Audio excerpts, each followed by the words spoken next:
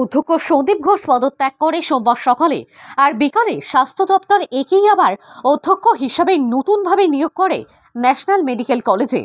এরপর রাত্রি থেকেই গেটের সামনে ধর্নায় বসে আন্দোলনকারী চিকিৎসকেরা।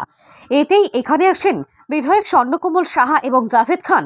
এখানে আসা মাত্রই আন্দোলনরত ট্রেনি ডাক্তারেরা গো ব্যাক স্লোগান দিতে শুরু করে তাদেরকে। যদিও এরা আন্দোলনরত ট্রেনি ডাক্তারদের সাথে কথা বলার চেষ্টা করলেও সেই সময়ে এদেরকে কোনো মতে কোনো কথা বোঝানো সম্ভব হয়নি বলে জানা যায়। বাধ্য হয়ে পুনরায় এদেরকে গো ব্যাক স্লোগান শুনে ফিরে আসতে হয়। বর্তমানে ন্যাশনাল মেডিকেল কলেজের গেটের সামনে বিশাল পুলিশ বাহিনী রয়েছে এবং আন্দোলনকারী চিকিৎসকেরা গেটের ভিতরে আন্দোলন চালিয়ে যাচ্ছে বলে জানা যাচ্ছে। ব্যুরো রিপোর্ট, KTN 5 গ্রাম নিউজ।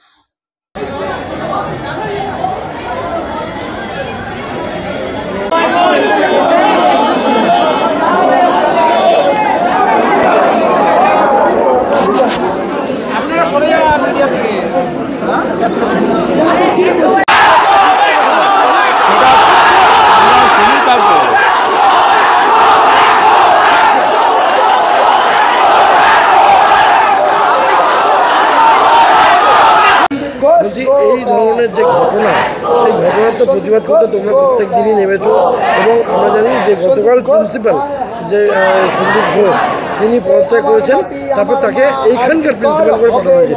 কি আমরা প্রথম থেকেই বলেছি, আমরা যে যারা দায়ী সমস্ত কর্তৃপক্ষকে, মানে যে সমস্ত দায়ী কর্তৃপক্ষ তার মধ্যে আমাদের প্রিন্সিপালকে আমরা সম্পূর্ণ পদত্যাগ চাই। মানে কোনো কলেজে কোনো অ্যাডমিনিস্ট্রেটিভ পদে তাকে রাখা চলবে না। এইটা যে দেখা যাচ্ছে যে তাকে আরজিকর থেকে হটিয়ে সিএনএমসিতে প্রিন্সিপাল পদে আনা হয়েছে, এটা অত্যন্ত লজ্জাকর, একটা ধিক্কারজনক একটা ঘটনা। আমরা অবিলম্বে দাবি করছি সন্দীপ ঘোষকে কোনো পদে, কোনো অ্যাডমিনিস্ট্রেটিভ পদে রাখা চলবে না, তাকে অবিলম্বে বরখাস্ত করতে হবে। আজকে সন্দীপ ঘোষ যখন যোগদান করবে বা দায়িত্ব দিতে আসবে, তোমরা কি তাকে ঘিরে বিক্ষোভ দেখা বা তার ঘর তাড়া দেওয়া এইসব? আমরা শান্তিপূর্ণভাবে প্রোটেস্ট চালাবো, যাতে আমাদের কোনোভাবে সন্দীপ ঘোষকে আমরা আসতে দেবো না এখানে। না, আমরা ভেতরে ঢুকতে দেবো না, আমরা এখানে অবস্থান করবো। তাকে যেতে হলে আমাদের উপর দিয়ে যেতে হবে, আমাদেরকে মারিয়ে যেতে হবে। আমার নাম doctor Ankush Ghosh, intern CNMC.